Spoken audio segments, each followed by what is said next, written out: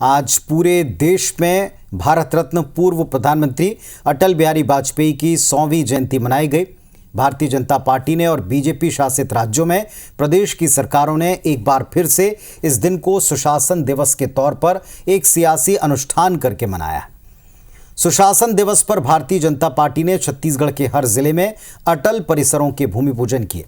निकायों में इसके लिए कितना बजट होगा इसकी घोषणा भी की गई और इसी बात पर विपक्ष बिफर गया। कांग्रेस ने सरकार के गुड गवर्नेंस के दावे को आड़े हाथ लिया। कुछ कारण गिनाए हैं।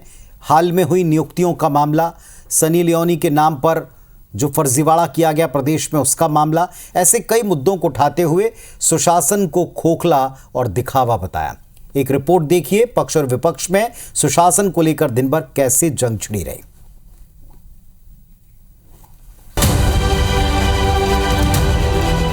जन्मदिन को हम लोग सुशासन दिवस के रूप में मनाते हैं। छत्तीसगढ़ में कुशासन का राज चल रहा है। छत्तीसगढ़ को अपराध का गढ़ बना दिया है। पूरे देश में अगर सुशासन का मापदंड किन्हीं ने तय किया था, गुड गवर्नेंस क्या होता है, वो अटल जी का होता है। 25 दिसंबर को देश के पूर्व प्रधानमंत्री अटल जी के जन्म शती वर्ष में बीजेपी ने देश भर में सुशासन दिवस मनाया। सुशासन दिवस पर प्रदेश के हर जिले में अटल परिसर का भूमि पूजन हुआ। मुख्यमंत्री ने एक्स पोस्ट कर अटल जी को याद किया।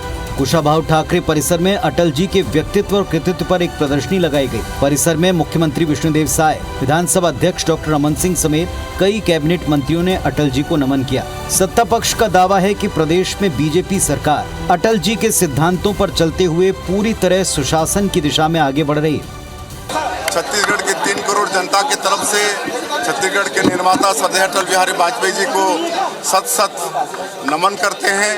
उनके इस दिन को, जन्मदिन को हम लोग सुशासन दिवस के रूप में मनाते हैं और हम लोग प्रयास कर रहे हैं कि छत्तीसगढ़ में भी सुशासन हो और उस दिशा में सरकार काम कर रही है। भारतीय जनता पार्टी के संस्थापक अटल बिहारी वाजपेयी जी के 100वें जन्मदिन में आज हम उनको याद कर रहे हैं सुशासन दिवस के रूप में।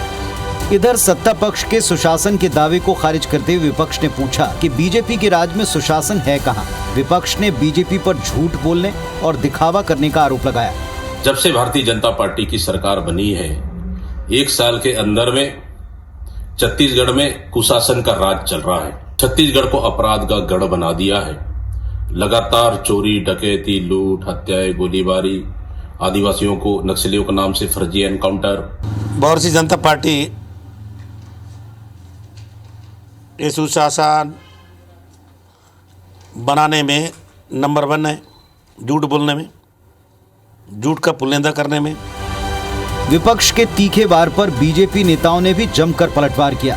कटाक्ष करते हुए कहा कि कांग्रेस हमेशा 2 प्रकार के चश्मे लगाकर देखती रही है। उन्हें ना तो सुशासन दिखेगा न विकास। अटल जी हमारे आदर्श हैं और मैं आपको बता दूं, सुशासन पूरे देश में अगर सुशासन का मापदंड किन्हीं ने तय किया था, गुड गवर्नेंस क्या होता है, वो अटल जी का होता है। कुल मिलाकर अटल जी के जन्म शती वर्ष में विपक्ष सरकार के सुशासन के दावे पर सरकार पर हमलावर रहा। प्रदेश की कानून व्यवस्था, पुलिस भर्तियों में गड़बड़ी के आरोप समेत कई मुद्दों पर सरकार को घेरते हुए कांग्रेस ने बीजेपी के सुशासन पर सवाल उठाए, तो वहीं बीजेपी ने कांग्रेस को उनके शासनकाल की याद दिलाते हुए आईना दिखाने की कोशिश की।